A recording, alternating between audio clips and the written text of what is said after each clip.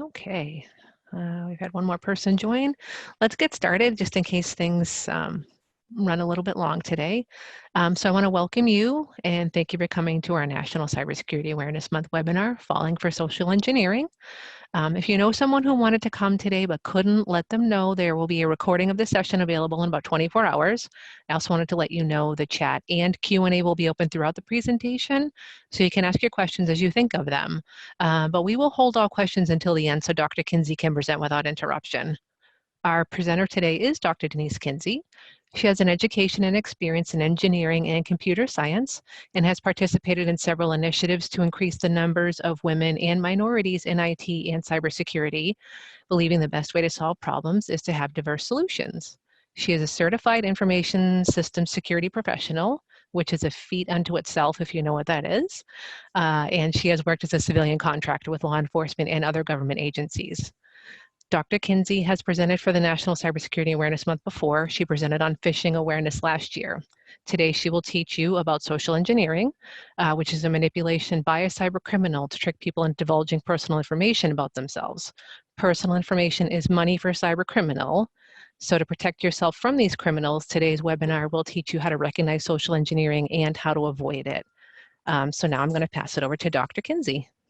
Thank you so much. And we're going to cover several things that lead into how you could become a victim. So we're going to make sure that all the main aspects of cybersecurity awareness are presented and things that you can actually quickly and easily implement and at no cost to you. So this is really not a you must, and now go figure out how to do it kind of a session. This is a here's what the threat is, here's what you can do to protect yourself, and then here are some free resources to help you do it, and the why behind it so that you don't become victim, because we don't want any of you to become victims. And so basically, we're doing this because of Cybersecurity Awareness Month, but you need to know this, and it's applicable all year long. So what we're hoping is that we'll all become a little bit more cyber aware and make these techniques and behaviors a part of our everyday life. Because the biggest problem with cybersecurity awareness is that what you don't know could be your downfall. And if you're the person out of the organization that doesn't know the way to protect themselves, you're the weakest link. And how does a perpetrator enact some kind of cyber threat against us? They always target the weakest link, and we don't want that to be us. And so by delusions of grandeur, we also have the ability, though, if we secure ourselves and then we share that knowledge with our friends, our family, our coworkers, little by little, we secure the world. I know, a little delusional, but hey, it really does make an impact. And all of these things are super simple, easy to implement, and they'll help protect you. Plus, I've got several examples of the way in which people are going to try to use this information against you, and you may know somebody who's already fallen for it. So we'll definitely talk about that. One of the super simple things to do is looking at passwords. Can they be vulnerable? Well, yes, they can, to reuse if they're weak, if they're shared, if they're lost or forgotten. And so we say, okay, have a strong password. Well, what does that mean? Have a long password. What does that mean? Make it unique. So we're going to just very quickly talk about a couple of those techniques, because this is one of the simplest things that you can do to protect yourself. And you should have passwords, passphrases, facial geometry, swiping, something on your phone as well. So not just your computer, because any electronic device nowadays tends to contain so much information about us and access to our accounts that we want to make sure that we're protected. So how can we be safer with passwords? Like I said, just a few techniques to help you out. Make them as long as possible. There are a couple of really cool things that you might say, these upper and lowercase characters, the numerics, the special characters, it's so difficult for me to remember it. Well, some organizations like SHNU require that we have a collection of different characters. But if your organization doesn't require that, or the tool that you're trying to secure does not require that, the key is make it as long as possible. The longer it is, literally, the longer it will take for a hacker to crack it. When you get beyond 15 characters, we're talking years of time to crack your password. So even if you made it all a plain English phrase, it would take them longer to crack it. So if you have to abide by a policy like we have here at SHNU, because again, making it more complex and difficult is a way to be safe, you'd have to include a variety of uppercase and lowercase characters, numerics of 0 to 9, and special characters. Now, some organizations do tell you you can include certain special characters, but not other special characters. And it's all based on the way that that program is written. And so you'll have to check those guidelines. A couple of things to really keep in mind, though, the big things besides go as long as possible, no matter what format you're using, is not to reuse your passwords. And when I say that, it means not to reuse them over time. So say, for example, you had a password of winter is great. And guess what? It's almost winter again. The fact that you have to keep reusing your you have to keep changing your password. Most systems will not let you reuse a password of a certain number of characters in a row. So they have to be unique. They can't reuse them. But there are other systems that nobody's ever either selected that option or they didn't build that in. And some folks will go back and reuse them. The problem with that is if your password's ever been compromised, it is always compromised. So even if you are now changing it to keep it fresh and make sure that it's not been compromised recently, there's still the chance that it's been compromised in the past. You don't want to reuse that same password on the same system or change systems because, again, if it's been compromised on one, it could be compromised on another. So even if you have a different username, you want to change up your passwords. And then you don't want to just use different iterations. If your system allows you to add a character after it, so I said, winter is great, 20. Now it's winter is great 21 because it's 2021. That doesn't cut it. You know, that really is not adding additional security and safety to my password. And you don't want to use anything that's easy to guess. So a couple of those tips for not having those kinds of things include, obviously, the most common password in history was password. And if you think about it, a lot of us would be like, oh my gosh, I would never choose that as my password. You'd never have to worry about that with me. But a lot of folks think, well, I need a password. We'll make it the password. Get the next couple other really popular ones, let me in. that speaks for itself. And believe it or not, in the top 10, one of them is I am God. So we kind of know where we are in our own universe, right? One of the big suggestions is not to use a dictionary word. Try to use a passphrase. So it's longer, it's more involved. And any word in the dictionary has already been translated into a botnet attack where all that somebody has to do is just type in a single line saying to hack a particular device or a particular string or just blow it out onto the internet and use this repository of content like Webster's Dictionary. That's all they have to do. And if it's already a dictionary word, it's already available to be used as in a brute force attack, and we'll talk about what that is in a minute. So it's very dangerous to just use something that simple. It's also dangerous to use something that has a personal point of reference, like our pets' names, our children's names, our spouses' favorite teams or hobbies. I'm from Ohio, so for me, the Ohio State Buckeyes, big fan. Detroit Tigers, big fan. You know, so if you put one of those in there somehow in the name, anybody who'd ever come to my house and seen the Ohio State stuff, see me in a Detroit Tigers jersey, whatever, you know, they're going to know, hey, that's a point of reference for that person. It also helps to identify other information like where you may live or have lived. And we'll talk about that as a way in which we can try to social engineer you in a few minutes. You want to change it as often as needed. Now, a lot of times software is set up so that you have to change your password every 90 days. There's a whole set of arguments that go into that, saying, yes, keep it fresh, change it so that if it's compromised, it's a smaller window of opportunity for someone to use that and compromise it. There's a whole nother school of argument right now, and including NIST, the National Institute of Standards and Technology, that have published a bunch of research on the fact that if you make it significantly strong, you do not have to change it as often if you are careful in other ways, and we'll talk about what those other ways are. And so if we use an example like what I have here, I was just talking about winter, but it's fall right now. So if I wanted a really secure password and I wanted to use a phrase and something easy to remember, and maybe fall is my favorite season, I could type in, I love fall. I love fall. It is the best season! Exclamation point. And if my organization required that I use uppercase, lowercase, special characters, and numerics, I could use one of the two below. The one, capital L, the 0, VEFALLITISTHEBESTSEASON, exclamation point. If you notice, what I did there was I put the required inclusions at the front and at the end of that very, very long string. So the numeric, the capital, another numeric just for fun, and the special character at the end. Another example is right below it.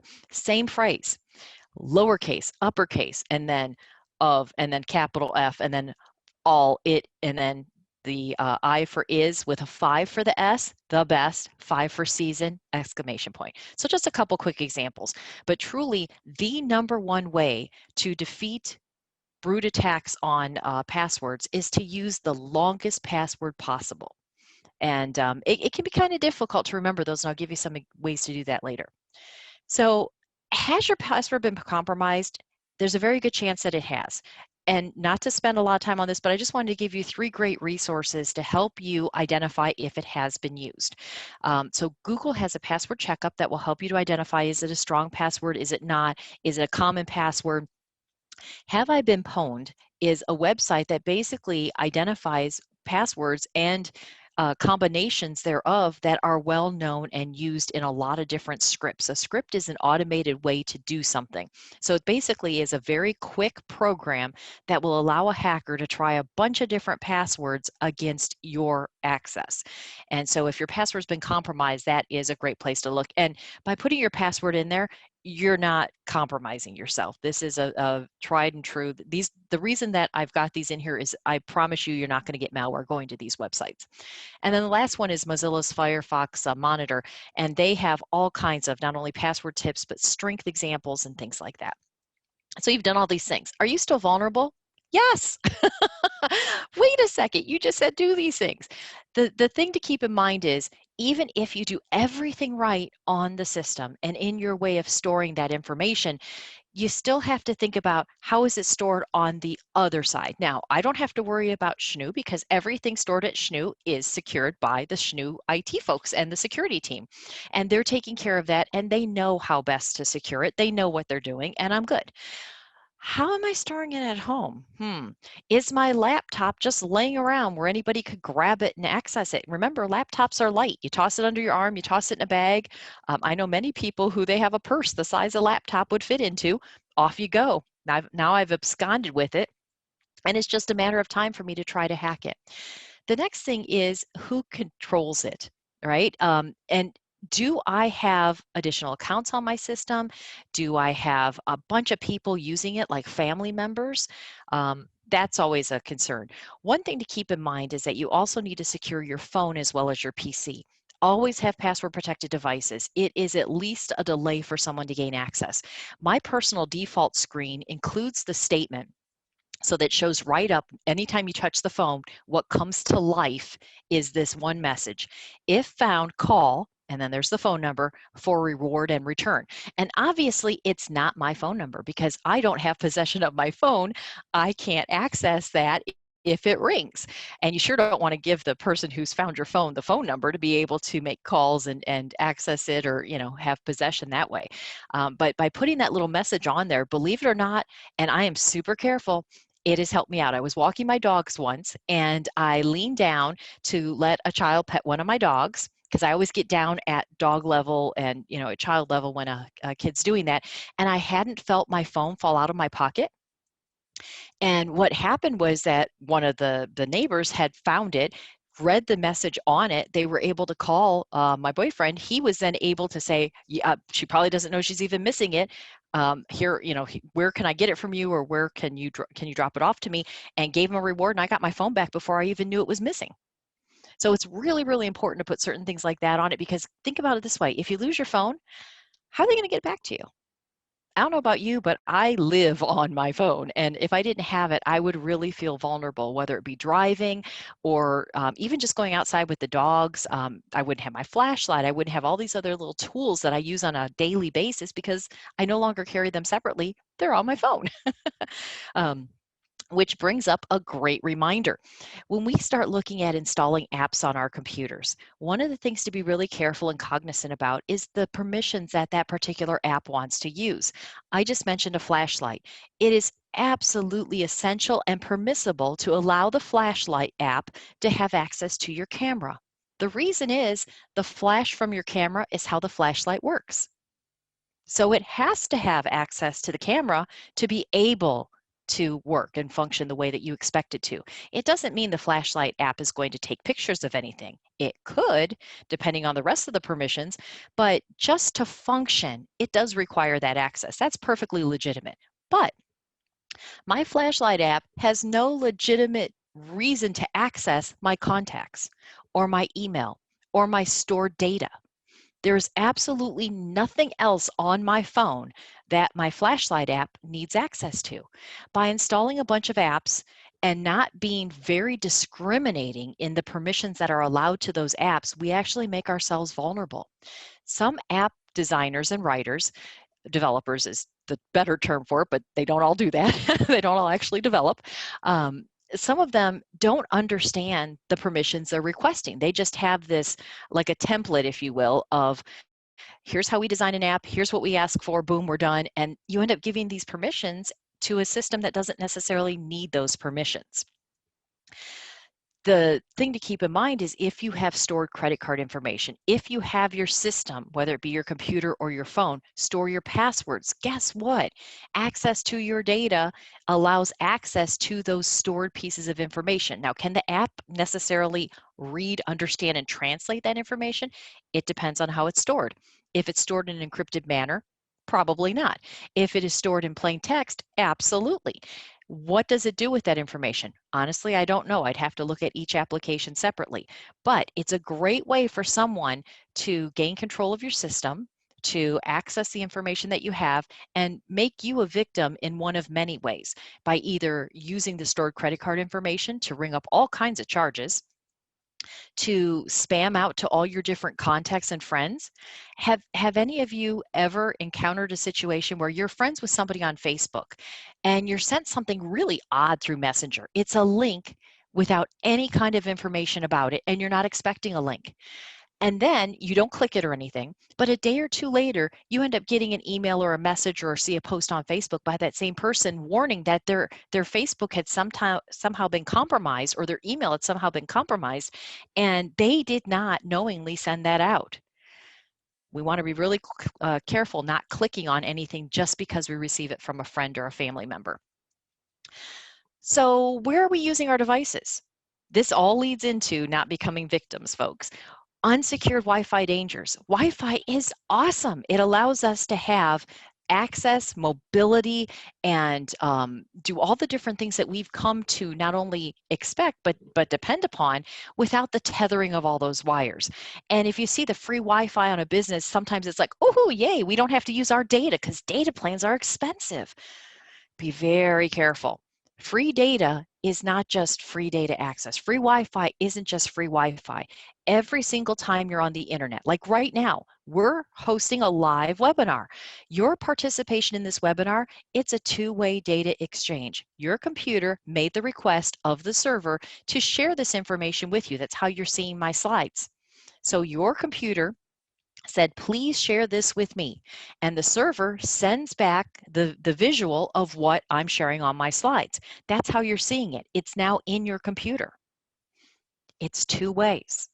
So you asked for it, we send it to you, your computer displays it, and if this was something bad, your system could have just been compromised. This is something good. It's totally benign. It's just a webinar.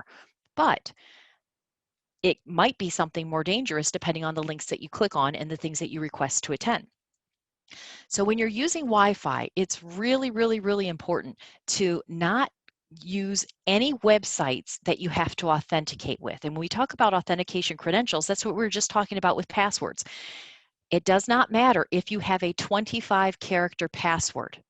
If you log into free Wi-Fi, you just connect to free Wi-Fi, and then you log into your bank with your 25-character password, because anybody in proximity to that Wi-Fi signal could have captured your credentials as you logged in. and now they can be you, and they can clean out your bank account before you even realize, oh no, I shouldn't have done that. If you've used Wi-Fi to authenticate to any system ever, please go back and change that password right away. Don't delay, do it. Because just because somebody has not compromised a system or cleaned out your bank account yet, doesn't mean they won't do it later.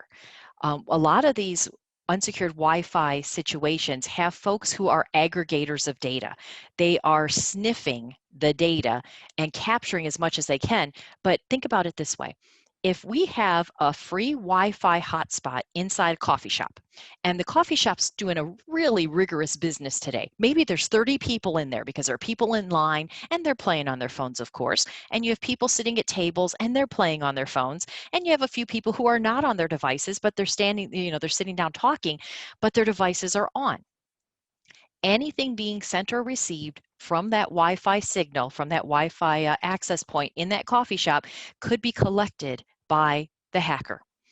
And since there are potentially, in my example, 30 different distinct streams of data, one person can't easily see what all's coming in 30 streams. So they're probably not hacking everybody at once, because I can't read 30 streams of data and see what all is coming in. And it's very difficult to try to be discerning and pick the best case scenario as a hacker. So they're collecting it all, and they'll go review it later, which includes your user IDs and your passwords, because what they see in a data stream, they will see the website that you have elected to connect to, like Facebook.com. We're all familiar with that one, right? Even if you don't have a Facebook account, you've heard of Facebook.com. Facebook.com, it's connected. Username, put in. Password, put in. That's how it's sent over the internet too. URL, the address, username, user password. It's sent in an order that is easy for a hacker to identify and then replicate and try to do whatever it is that they want to do. Same thing with your bank account.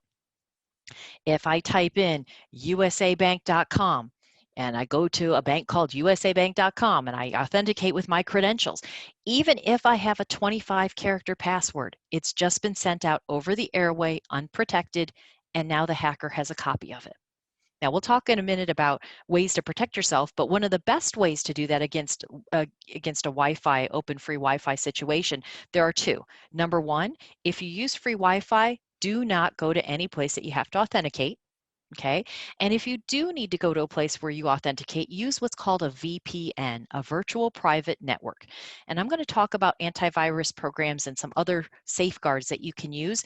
And each one of the ones that I have on the slide in that content area, they all have a free VPN that you can use. So what a VPN does is it goes from point to point and it identifies everything going from me to you. So if we're sharing this video, and I'm controlling the server. I'm not really, but we're pretending.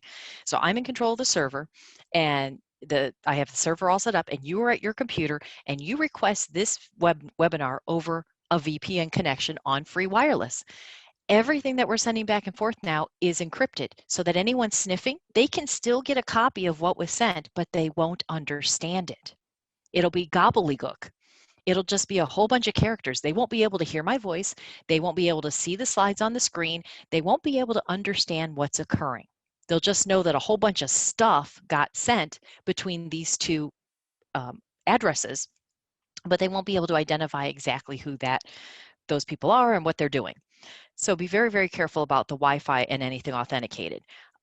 If you're connecting to unsecure Wi-Fi, and I mentioned the couple people sitting at a table and their phones were connected to the Wi-Fi, but they weren't doing anything. If you're connected to the Wi-Fi, guess what? Just like you can see the Wi-Fi connection, others on the Wi-Fi connection can see your device name. Now, if you have a smartphone, if any of us have ever used our smartphones as a hotspot, we have a device name. I use Verizon, so mine actually starts with a VER character set, and I know what it is because I recognize it. Others will see that too. If you don't have those things hidden, if you have it open on the Wi-Fi, they will see your device. If you don't have password protection or other things on the access of your system, the fact that they can see your device means they can access your device. So you need to make sure that you have all of these devices password protected and that you don't indiscriminately leave Bluetooth and Wi-Fi on. Okay, so if you're not using them, turn them off. Because those signals are able to be hijacked and utilized to gain access to your system if they are not protected. Now, does that mean don't ever use free Wi-Fi? Oh no, I've used free Wi-Fi a number of times. I use them if I need directions. I look things up if I want to see the hours of a store, if I want to see the menu of a restaurant, but those are not things that are going to in any way compromise my system. And then when I'm done using the Wi-Fi, I immediately disengage from the Wi-Fi. I turn it off. So now once I'm off that, there's no way for them to continue to access my system unless they had the credentials that were used previously and unless they made themselves an account on my device, which when I do something like that, it's so quick, they're not going to have time to do that. Plus, as I'll mention here, we'll have antivirus and different things that are safeguards on our systems. The last thing to be worried about with unsecured Wi-Fi and other things, besides bank accounts and everything else, is their access to your contacts. You may think, oh, you know what? I have nothing worth stealing. There's no reason for me to protect this. This is just a whole bunch of extra headache. I don't need to protect it. Nobody wants to rob from me. I have $5 in my bank account. There's nothing that anyone would want to steal. Well, they might want to steal being you. And that's why we're going to talk about phishing and social engineering and the dangers of it, because they want to get your credentials. They may want to be you. They may want to steal what you have, but they may just want to impersonate you to get to somebody else. They may want to do that because what they're doing is illegal, such as they're funding terrorism. They are downloading child pornography. They are cyberbullying, and they want to hide who they are from easy recognition. So they might want access to your contacts. They might want to bully somebody from your contacts and start to layer themselves as much as they can, or even just find out who do you know, what are their phone numbers, what are their emails.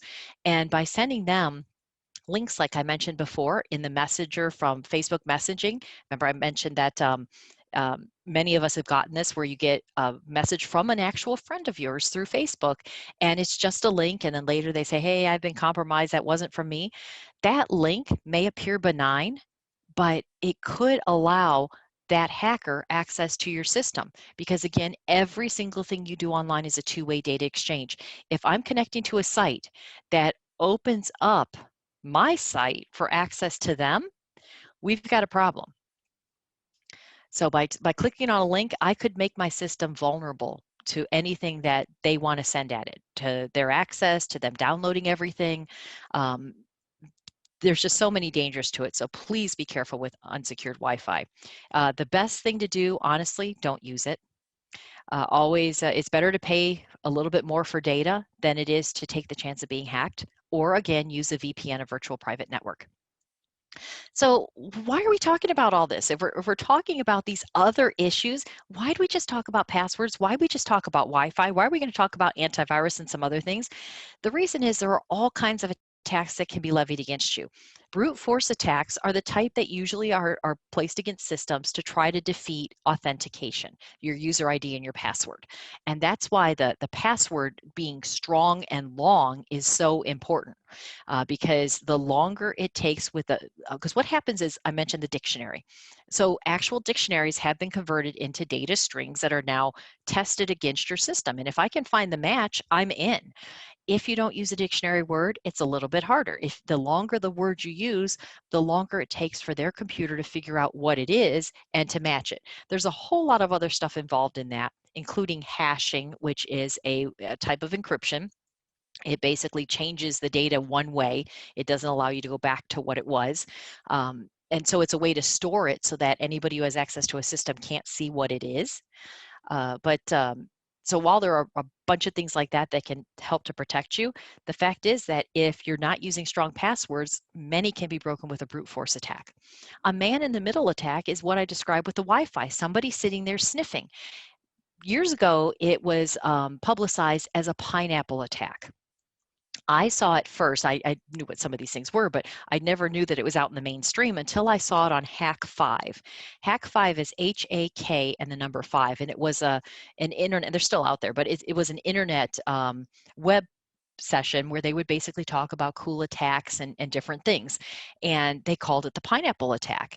And Darren Kitchen, who was the host of the little webinar, he basically showed how very simple and easy it was to craft your own, quote, pineapple, so that you could sniff for unsecured wireless signals. And because of the mainstream offering of that, so that people who didn't know what in the world they were doing could just follow the instructions, wireless sniffing has become incredibly popular. You don't have to know what you're doing. You could buy a pre-configured pineapple. You could buy a program that will do that on your computer or on your phone. And those are essentially man-in-the-middle attacks, because what happens is you are trying to connect to the wireless access point. And this man-in-the-middle attack is essentially taking a copy of everything that's coming in and in through the wireless signals, and then they pass it on. So either they take a copy and send it on as if it's a legitimate connection, or you actually connect to it thinking that it's their legitimate wireless access point. When you go to a coffee shop like Starbucks, for example, have you ever noticed how many different variations there are to the word Starbucks when you look for their Wi-Fi? I had a friend who is in the same field, is in cybersecurity, and she actually took a screenshot of her Wi-Fi listing, and she had 17 different iterations of the word Starbucks. Now, you can imagine that at least 16 of those were fraudulent, because Starbucks only had one wireless signal. And so people not paying attention, looking for something that is worded similarly, could connect to the wrong thing. And you might think, I'd never do that. I always pay attention. Have you ever been in the grocery store and you mistakenly bought the generic of an item instead of the brand name? You get the one that looks like Tide instead of the Tide detergent bottle because you see it, you go to grab for it, but you're not watching what you grab, and you inadvertently pick up a bottle that isn't the exact product you want because it looks very similar. Well, these kinds of criminals prey on our inability to clearly distinguish things in a hurry. And that's the kind of thing that can happen in a wireless attack. Key logging is something that can happen in a wireless attack too, where they are trying to capture all the different strokes of your computer, everything you're sending. Because if they're capturing that whole stream, they're actually capturing everything you're doing. Usually when we talk about key logging, we're talking about a physical device or a software program on a particular system where they're keeping track of every single thing you do.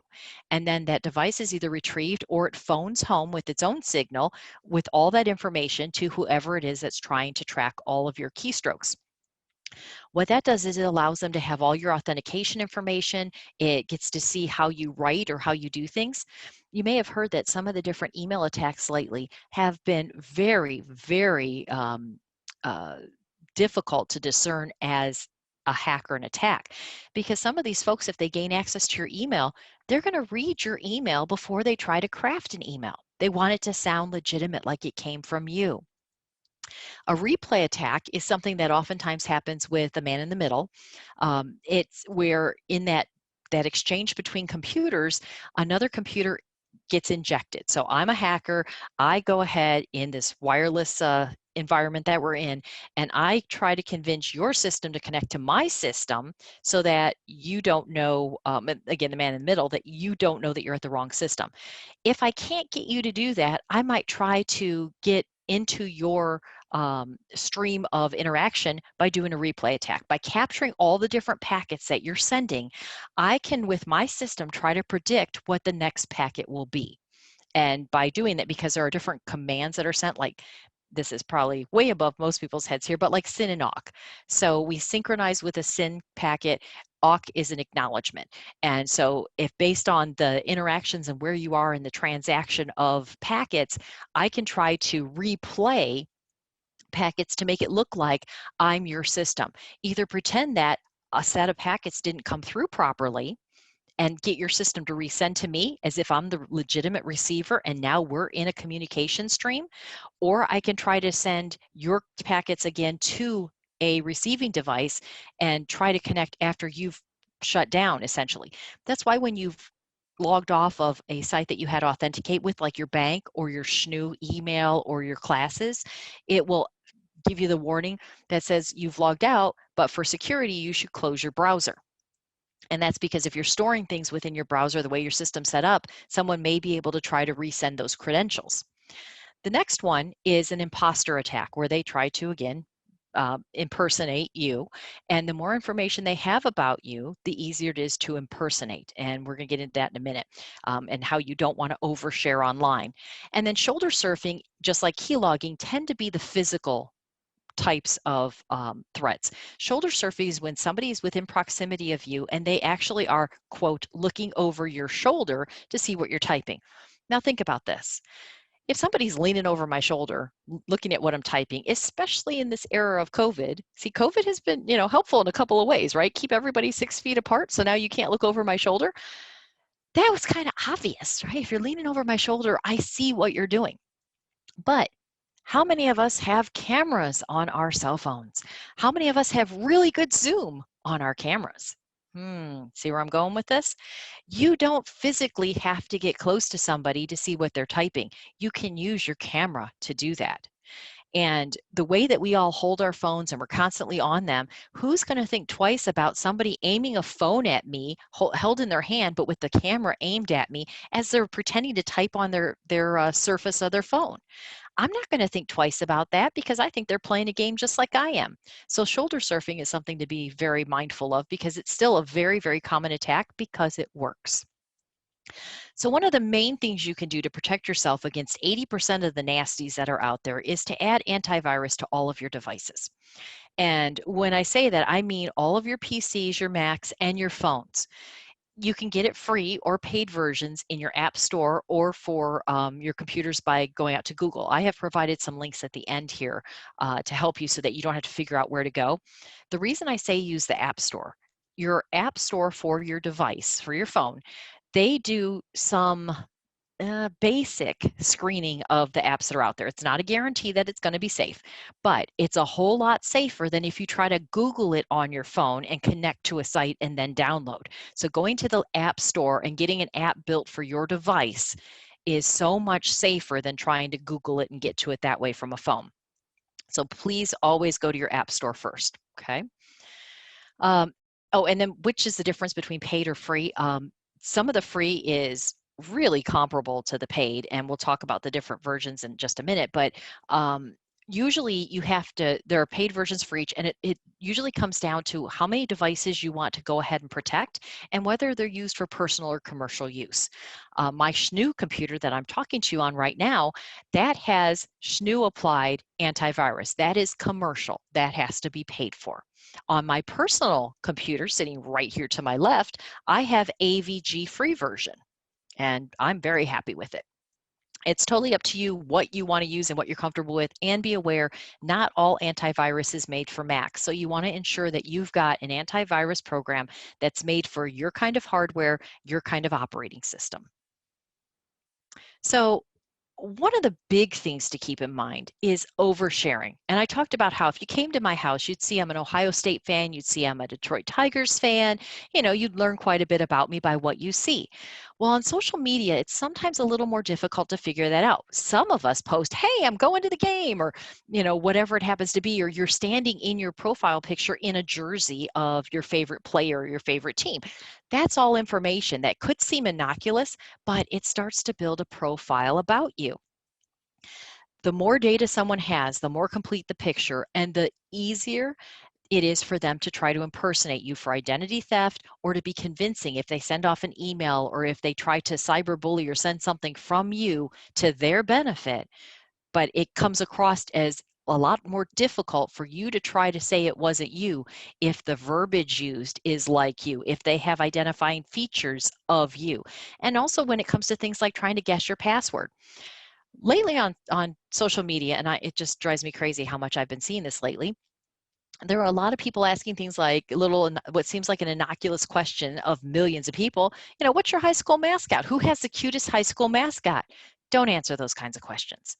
By telling them your high school mascot, you're identifying where you went to school. Especially if you include a picture of your high school mascot, there's geotagging in a lot of these images that will show the longitude and latitudinal value of where that picture was taken. It may show in the metadata the copyright of that image, like to your particular high school. Pretend I went to North High School in Ohio. Well, there is no such place. I am from Ohio, but I didn't go to North High School. But let's pretend. And let's pretend that my high school mascot was a panther. By putting some of these things into these questions, because my identity is tracked to my social media account, it starts to build a profile about me that, oh, North High School, Panther, all these things. That might be, because if you think about your security questions, how many of us have seen high school mascot as one of your security questions? I have, and I just told you it was a panther. Ooh, wow, now you don't even need my password. You can pretend you forgot my password, and if that happens to be one of my security questions, you can now change it. Questions like this: where were you on May 20th of 1990? Well, some of you might say, I wasn't born yet. Well, guess what? That helps put me to put you into a generational classification. People like me, we remember what concert we were at or whatever it happens to be. People like this: how many made it to 50 with no grandchildren? That's another one going around. And I had a friend say, why should I answer that? When I sent her a private message saying, you really don't want to answer these kinds of questions. And she responds back saying, how can this hurt me? I said, have you heard the grandparent scam? It's when somebody calls you up on your cell phone or on your home phone and does something like this. Grandma, I'm in trouble. I need your help. Oh my gosh. Please help me. I need you to send money. I'm sending you the link. Please help me. Click. Or somebody calls and says, I've got your granddaughter. You give me $5,000 or she dies, or whatever. And obviously I have a horrible pretend to be a bad person voice, but if I've just answered the question that I didn't make it to 50 without grandchildren, you now know I may have grandchildren. Now, that I may have answered no because I didn't have grandchildren. I may not have hit 50 yet, but you're seeing the idea, right? You're getting some of these different collections of information about me. What's your favorite color? That is a password reset. There are all these different kinds of questions. Your favorite pet, your older sister's middle name. Oh, and don't think you're safe by typing in none, by the way, because guess what, N-O-N-E, that's a very common default answer. So I mentioned free antivirus. Here are several free places you can go get it. Phones, go to your app store and look what's there. There's antivirus free for Windows. There's Malwarebytes for both Windows and Mac. There's Avast that's free for Windows. These are not exhaustive, and these are not the only ones. The one warning or caveat that I give, these I've had very good experience with, the freeware. I don't recommend Kaspersky because Kaspersky is a Russian-owned organization. And the problem with software and programs that are written in other countries, depending on the type of government they have, the country, the government actually owns the product. So if you know anything about China, China technically owns all the intellectual property in China. So I would never have an antivirus installed from China. I'll be honest, so I don't even know of any that have been developed there. But the same thing goes of other countries. It very well could be that the government has required a backdoor or whatever it is. So I've only used US-based products, and that's why these three are on there. They're not an exhaustive list. I am not an owner or anything like that. I have, I get nothing for this. I'm just sharing those that I've had good experience with. Resources, so more cyber awareness password tips. The SHNU Center of Cybersecurity Excellence page. We've got a number of different things out there, and we're going to have even more content about things you can get involved with, like competitions. We participate in the National Cyber League that's going on right now, where students can actually perform in capture the flag type activities individually and then as teams, and win slots on teams, be part of a hiring report where employers learn about how well you've done. Many, many students get job offers from that. CNET has a great document out on 9 rules for passwords. And then obviously my next slide here is just questions. I'm going to stop sharing, but I want to just delve into one more thing here. And let me open up my video, start my video again. There we go. And okay.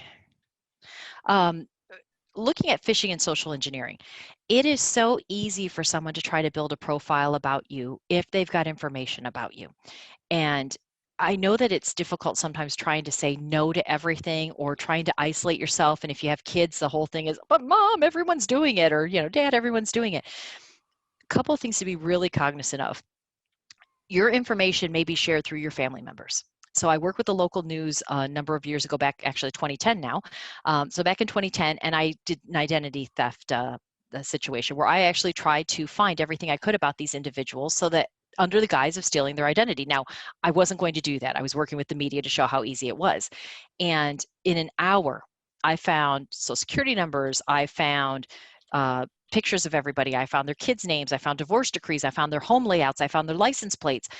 There's so much information out there about us, and trying to minimize that can be difficult. Our children oftentimes are the most difficult way to not share, because kids have a way of just sharing everything. And so we want to make sure that our kids know the rules and what the expectation is so that they don't share too much stuff. It's just important that they understand why. One of the warnings I wanted to make, just because it's so prevalent and it's so dangerous, is if you have kids, please, please, please warn them about the dangers of sexting. They can get into a situation where they think someone is their friend, and they just start out with a smile face or whatever, like, oh, well, show me you in a bathing suit, show me you in a tank top, show me you topless, show me, whatever it happens to be. Even if they're a child, if they take an image of themselves nude, whether it be a partial or full body, if they are nude in the image, that is child pornography. If they're taking the image, they've generated it. If they share it, that is distribution. Please educate them on that. There was a case several years ago where a prosecutor, and I am totally against this, but the prosecutor went after a 15-year-old girl for sexting a picture of herself to her boyfriend. She was convicted and labeled as a sex offender at 15. Because of that, her name wasn't in the log, and people beat up her brother and her father, thinking that they were the sex offenders.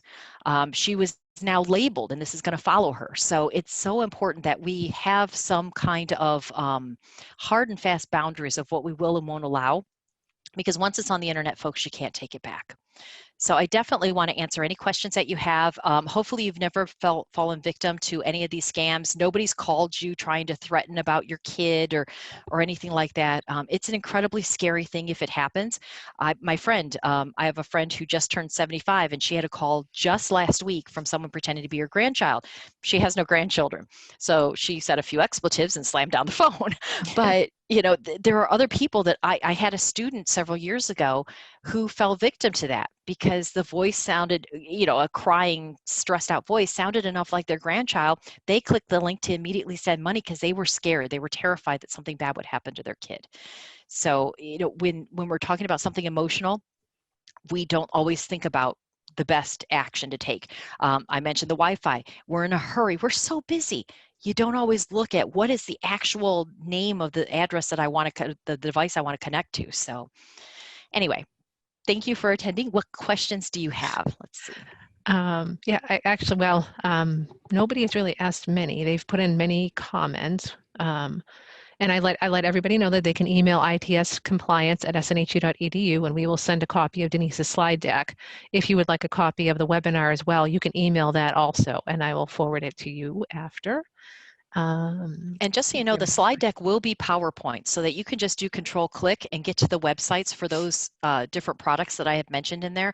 I don't want you just Googling and maybe getting to malware because it was typoed or something like that. I want you to have the legitimate sites, so you will get PowerPoint, not a PDF or anything. Yeah. Let's see, these are innocuous. Oh, go ahead. Yeah, no, well, yeah, I was going to read it to you, but you have it too, so you can see. Yeah, Hunter wants to know if they should answer these questions. That's a really good question. So when you're setting up a credit card account, or you're setting up a new account, like when I set up my SNU account, and they ask you those security questions, I do answer them for the legitimate organization that I'm setting those up, but I don't answer them on Facebook and social media when they're saying the same kinds of questions. What's your favorite pet? What is the last concert you attended? Like I said, they're building an aggregate of data about you, but it's absolutely permissible to set up some of those things on those accounts so that you can have it as a password reset. I'll tell you though, I set up things that are not true. So if they say, what was the street where you were born, or your first address or something, I have a word I use that is not my street address, but it is the same word I would always remember to use in case I needed to reset my password. So I'm still not giving out that personal information. In fact, a funny story, my ex-husband and I were at the bank, and we were married at the time, and we were talking about setting up our IRA accounts. And so the lady at the bank was asking all this information. She said mother's maiden name, and I said it and everything, and she set it up. Well, then she set up his account, and she's asking the stuff, and she says mother maiden's name, and he says the same name I said, and I just busted out laughing. Well, it wasn't my mother's maiden name; it's this name I made up. And because I told him he needs to do something like that, he used the same name. I looked right at him. I said, "Do you want people to think that we're brother and sister?" It's like, pick your own name. We had a pretty good laugh over Pick that your because own name. it's not really our mother's maiden name, Yeah. but it has to be something you can remember. Yeah. So somebody did ask, they have antivirus for their laptop. Do they have antivirus for phones? Yes, most definitely. And that's why you want to go to your app store. And if you just look it up on your app store, it'll come up with what is specific to your phone. I have AVG on my phone, and it's super, super handy. It lets me clean out my cache. It lets me do, I can delete unnecessary things that I don't want. This is the view. Oops, can I get it in front of there? There. Whoop. It's not liking it because it's blue, but that is the AVG screen on my cell phone. Sorry, because I have a background up. So, and that's what I use. I use the free on my phone, and I have never had a problem. So I do have a question from me. So this on my wrist, it's always there. Bluetooth's always on. What are tips that I could use, or anybody else that has, Fitbit or Apple Watch, to keep them safe? Because obviously Bluetooth is always on, my location's always on. Like, what are tips that you can offer to anybody that has this that can help them out? And that's a great point. You know that some of our in-theater military bases have been compromised because of Fitbits and other things, because of the way the data gets uploaded to the cloud, and those aggregate pieces of information can be captured by other people, like where do people walk, what do? They used to be available for free, and it helped to compromise some of our military bases, because when you're in theater, meaning you're out in the field, in live action, you still have to stay physically active, but you can't take your weights and your entire gym there. So a lot of people will jog or walk around the base, but you have to stay close because you have to stay safe. Well, all that walking and the Fitbit capturing their location helped to identify the exact locations of a number of our military bases. So the things to do are to always ensure that you have you have the highest level of encryption that you can. So if you're going for Wi-Fi, have the highest level that your device will handle. If you're doing Bluetooth, make sure that you are only pairing with that single device and not allowing any other device to pair with it. In the old days, we called that whitelisting and blacklisting. And now it is approved and disapproved list. So you want to look for whatever the terminology is within your device. Some still use the old terminology, which is the reason I mentioned it. And you always want to be very cognizant of the fact that if your geographic location is being captured, that you could be more susceptible to somebody wanting to cause harm. Those are also great, though, if you have kids. There are a number of different situations where kids haven't come home from school, or they've been either innocently, they went off with friends, or a child was abducted, and they were very quickly able to be tracked and captured. There are jewelry and other things that you can buy for your kids, like a little locket kind of thing that hooks on a backpack, or a pendant necklace, or things like that, that will actually track their location and help to keep your kids safe. So sometimes you do want things to broadcast because you want to be safe. But if you have a device like that, like your wrist, make sure that it's only paired with your phone, or your spouse's phone, or anybody else you want to share with, but that it blocks all other devices, so that somebody like me, if we're in close proximity, I know we're in different states, but we look like we're right next to each other. If I was right next to you, that I can't try to capture that signal and capture your data. Yep. I think that's it. Hunter, I will email you the deck. Yep. And I already have people coming in asking for your deck. This was fabulous, Denise. Just, you were a wealth of knowledge. Any other questions? If you guys think of anything afterwards, again, email itscompliance@snhu.edu. I'll pass them on to Denise and see if we can get your questions answered. But thank you for your time, Denise. This was fantastic. Oh, you're welcome. And hopefully everybody's going to employ those things and stay safe. And if you have further questions, really, we'd be happy to answer them, because the reason people aren't employing the safeguards is they just don't know how. It's not difficult. You just don't have the knowledge. So we want to impart that knowledge to you. That's why Cybersecurity Awareness Month exists. Yeah, absolutely. So thank you again. Okay, bye.